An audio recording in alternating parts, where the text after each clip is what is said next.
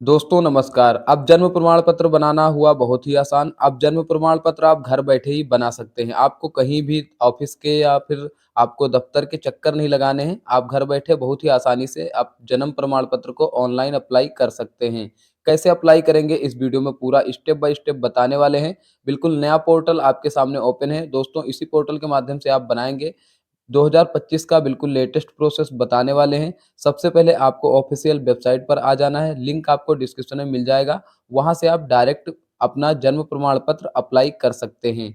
दोस्तों कैसे करेंगे पूरा इस वीडियो में जानते हुए चलेंगे। तो सबसे पहले आपको ऑफिशियल वेबसाइट पर आ जाना है, उसके बाद में आपको ऊपर ही यहाँ पर लिंक मिलता है लॉगिन का।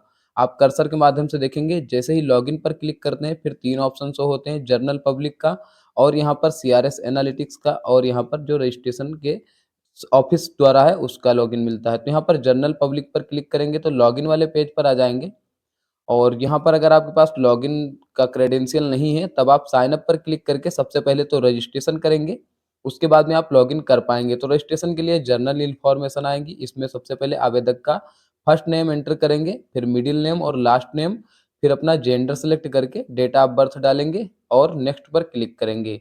दोस्तों यहाँ पर आवेदक आप पिता को या माता को किसी को भी एक बना सकते हैं। नेक्स्ट पर क्लिक करते हैं तब आपके सामने एड्रेस की डिटेल आ जाएगी। एड्रेस में आप देख सकते हैं कि यहाँ पर इन इंडिया और आउटसाइड इंडिया आ रहा है, यानी कि आप भारत के हैं या भारत के बाहर के रहने वाले हैं। तो आप अपने अकॉर्डिंग यहाँ पर सिलेक्शन कर लेंगे, तो मैं इन इंडिया कर लेता हूँ। उसके बाद में आप अपने स्टेट का सिलेक्शन करेंगे, जो भी आपका राज्य है वो सिलेक्ट कर लेंगे यहाँ से। डिस्ट्रिक्ट का सिलेक्शन कर लेंगे, डिस्ट्रिक्ट का सिलेक्शन आप करेंगे, यहाँ पर सारी लिस्ट आपको देखने को मिल जाती है स्टेट की जितने भी डिस्ट्रिक्ट हैं। फिर सब डिस्ट्रिक्ट का सिलेक्शन करेंगे, विलेज है या टाउन है। तो विलेज का सिलेक्शन कर लिया है मैंने, तो अपने विलेज का भी यहाँ पर सिलेक्शन कर लेंगे। अगर आप विलेज चुन लेते हैं तब आपको यहाँ पर विलेज की लिस्ट मिल जाती है, अपने विलेज का सिलेक्शन करेंगे। पिन कोड भी यहाँ पर आपको एंटर कर लेना है अपना।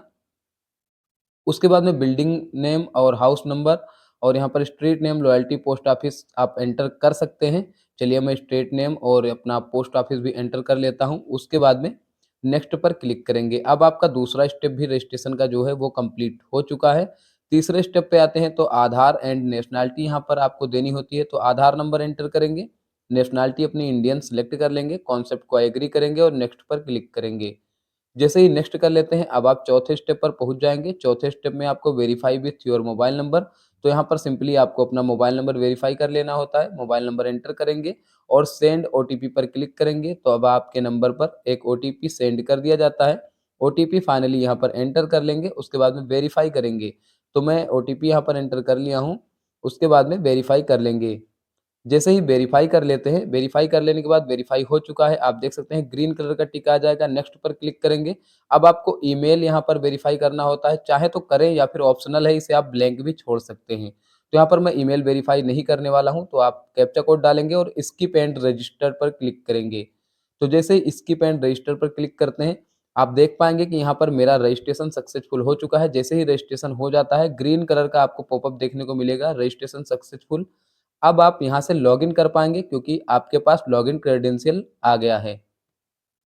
तो यहाँ पर सिंपली मोबाइल नंबर एंटर करेंगे, उसके बाद में कैप्चा कोड एंटर करेंगे। कैप्चा कोड एंटर कर लेने के बाद लॉगिन पर क्लिक करेंगे। जैसे ही आप लॉगिन कर लेते हैं, लॉगिन कर लेने के बाद यहाँ पर आपके नंबर पर एक ओटीपी भेज दिया जाता है, जैसे ही मोबाइल नंबर डाल के लॉगिन करते हैं। अब आपका अगर यहाँ पर मोबाइल नंबर पे ओटीपी नहीं आता है, तब आपको यहाँ पर 2 से 3 मिनट के बाद रीसेंड का भी ऑप्शन मिल जाता है, रीसेंड कर लेंगे। मेरा आ चुका है तो डाल के लॉगिन करेंगे। जैसे ही लॉगिन कर लेते हैं, अब आपका कुछ इस प्रकार से डैशबोर्ड दिखने वाला है। अब आप यहाँ से बर्थ, डेथ और स्टिल बर्थ सभी के लिए यहाँ पर रजिस्ट्रेशन कर सकते हैं। दोस्तों अभी आपका रजिस्ट्रेशन कंप्लीट नहीं हुआ है तो यहाँ पर अपडेट प्रोफाइल पर क्लिक करेंगे। आप कर्सर के माध्यम से देखते हुए जाएँगे। यहाँ पर ऊपर ही राइट साइड में दिखेगा आपको आपका नेम, इस पर क्लिक करके फिर अपडेट प्रोफाइल पर क्लिक करेंगे। दोस्तों यहाँ पर आपको स्क्रॉल करते हुए नीचे आ जाना है और आपको ई साइन या फिर स्कैन बेस्ड सिग्नेचर एक अपलोड करना होता है। अगर आप यहाँ से सिग्नेचर नहीं अपलोड करते हैं तब आप फॉर्म को सबमिट नहीं कर पाएंगे। तो दोस्तों यहाँ पर सिग्नेचर आपको पहले ही अपलोड कर लेना है ताकि फॉर्म भरते टाइम आपको कोई भी समस्या ना आए। वीडियो को स्टेप बाय स्टेप देखते हुए जाएंगे। यहाँ पर मैंने सिग्नेचर अपडेट कर लिया है। अब होम पेज पर आ जाएंगे। होम पेज पर आ जाने के बाद यहाँ पर बर्थ, डेथ सारा कुछ ऑप्शन मिलेगा आपको। तो सिंपली आपको ऊपर एक ऑप्शन मिलता है बर्थ का, बर्थ पर क्लिक करते हैं तो आपको ऐड ओल्ड बर्थ इवेंट का ऑप्शन मिलता है, रजिस्टर्ड फॉरेन बर्थ का मिलता है ऑप्शन और रिपोर्ट बर्थ सर्च बर्थ का ऑप्शन मिलता है, स्टिल बर्थ आप रजिस्टर कर सकते हैं और स्टिल बर्थ सर्च भी कर सकते हैं। तो दोस्तों मुझे नया बर्थ रिपोर्ट करना है, तो रिपोर्ट बर्थ पर क्लिक करेंगे। उसके बाद में आप देख पाएँगे कि यहाँ पर बर्थ रजिस्ट्रेशन वाले पेज पर हम आ चुके हैं। अब यहाँ से बर्थ रजिस्ट्रेशन कर पाएँगे, सबसे पहले यहाँ पर लीगल इन्फॉर्मेशन देनी होती है, जिसमें आपको सबसे पहले अपने स्टेट का सिलेक्शन करना है। उसके बाद में आपको जनरल इन्फॉर्मेशन मिल जाती है, यानी कि सामान्य सूचना, जिसमें आपको अपनी यहाँ पर लैंग्वेज सेलेक्ट करनी होती है, जो प्राइमरी लैंग्वेज है, और सेकेंडरी लैंग्वेज अपनी सिलेक्ट करेंगे। रिपोर्टिंग डेट आपको देखने को मिल जाएगी। अब यहाँ पर बच्चे की सूचना यानी कि जन्म तिथि बच्चे की डालेंगे, जो भी आपका चाइल्ड है उसकी यहाँ पर डेट ऑफ बर्थ एंटर करेंगे, कन्फर्म कर लेंगे डेट ऑफ बर्थ, और जेंडर सेलेक्ट करेंगे, और आईडी वगैरह है यहाँ पर तो एंटर कर सकते हैं डिटेल, नहीं तो इसे ब्लैंक भी छोड़ सकते हैं, फिर आगे बढ़ जाएंगे। अब यहाँ पर बताया जाएगा कि बच्चे का नाम नहीं है या फिर अभी रखा ही नहीं गया है बच्चे का नाम, तब आप इस बॉक्स पर क्लिक करके आगे बढ़ सकते हैं। यदि नाम है तो फर्स्ट नेम एंटर करेंगे। यहाँ पर अगर आप मिडिल नेम लास्ट नेम नहीं है तब भी आप यहाँ पर फर्स्ट नेम डाल के ही आगे बढ़ सकते हैं। अगर आप फर्स्ट नेम यहाँ पर देते हैं तो आपको नीचे यहाँ पर जो सेकेंडरी लैंग्वेज है ऑटोमेटिकली ही आ जाती है। आपको यहाँ पर अगर कुछ भी चेंजेस करना है तब आपको यहाँ पर कीबोर्ड का ऑप्शन दिखता है, कीबोर्ड पर क्लिक करके यहाँ से चेंजेस भी कर सकते हैं हिंदी में। अब आगे बढ़ेंगे, यहाँ पर जो चाइल्ड का नेम है वो कंफर्म करना होता है। चाइल्ड का नेम कंफर्म कर लेंगे, उसके बाद में आगे बढ़ेंगे। पिता की सूचना आएगी, father's information, first name, middle name और लास्ट नेम, ये सारा कुछ आपको देखने को मिलेगा। आपको हिंदी में नाम ऑटोमेटिकली ही आ जाएगा। कुछ भी अगर आपका नेम हिंदी में गलत हो जाता है, कीबोर्ड के माध्यम से सही कर पाएंगे। मोबाइल नंबर, आधार नंबर अगर है तो डालेंगे, नहीं तो इसे ब्लैंक भी छोड़ सकते हैं, कोई यहाँ पर ऑप्शनल है। उसके बाद में मदर्स की सूचना आ जाती है, यानी कि माता की सूचना। तो यहाँ पर first name, middle name, last name डालेंगे, हिंदी में ऑटोमेटिकली ही आ जाएगा। दोस्तों मोबाइल नंबर अगर है तो डालेंगे, आधार नंबर है तो डालेंगे, नहीं तो इसे ब्लैंक भी छोड़ सकते हैं। अब आप आगे बढ़ जाएंगे, जैसे ही ये सारी डिटेल एंटर कर लेते हैं, अब आप आ जाते हैं एड्रेस। एड्रेस यानी कि बच्चे के जन्म के समय जो माता पिता का पता है वो आपको यहाँ पर देना होता है। तो सबसे पहले भारत में है या भारत के बाहर है तो आप सिलेक्शन करेंगे, तो यहाँ पर इन इंडिया ही मैं कर लेता हूँ क्योंकि भारत के बाहर का नहीं है। तो यहाँ पर इन इंडिया करेंगे और स्टेट का सिलेक्शन करेंगे सबसे पहले। स्टेट का सिलेक्शन कर लेने के बाद डिस्ट्रिक्ट का सिलेक्शन करेंगे। डिस्ट्रिक्ट का सिलेक्शन कर लेने के बाद यहाँ पर आप सब डिस्ट्रिक्ट का सिलेक्शन करेंगे। आप ग्रामीण क्षेत्र से हैं या शहरी क्षेत्र से हैं, तो यहाँ पर विलेज मैंने सिलेक्ट कर लिया है। उसके बाद में आपके विलेज की लिस्ट देखने को मिल जाती है, आप अपने विलेज का सिलेक्शन करेंगे, पिन कोड एंटर कर लेंगे, building name, house number, street name, post office वगैरह चाहे तो डाल सकते हैं या फिर ब्लैंक भी छोड़ सकते हैं।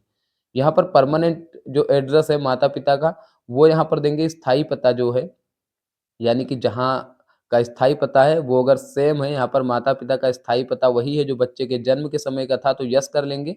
और जन्म का स्थान आप यहाँ से सिलेक्शन करेंगे, अस्पताल है या संस्था है या घर है या कोई अन्य संस्थान है, तो आप अपने अकॉर्डिंग सिलेक्ट कर लेंगे। क्या आप जन्म का स्थान बच्चे तथा जन्म के माता पिता का समान जो एड्रेस है वो सेम है, तो आप यहाँ पर चेक बॉक्स पर क्लिक करके सेम कर सकते हैं। अगर कोई अन्य है तो अपने अकॉर्डिंग इसमें फिल कर सकते हैं। दोस्तों जैसे ही सारी डिटेल फिल कर लेते हैं, यूनिट आप देख पाएंगे कि यहाँ पर आप जो भी ग्राम पंचायत का सिलेक्शन करते हैं उसी ग्राम पंचायत की यूनिट में आपको यहाँ पर रिपोर्ट करवाना होता है, और यहाँ पर आपका उसी ग्राम पंचायत के यूनिट में रिपोर्टिंग पहुँच जाता है। तो दोस्तों नेक्स्ट पर क्लिक करेंगे। अब यहाँ पर जो लीगल इन्फॉर्मेशन है वो मैंने फिल कर लिया है। अब आ जाएगा स्टैटिकल इन्फॉर्मेशन।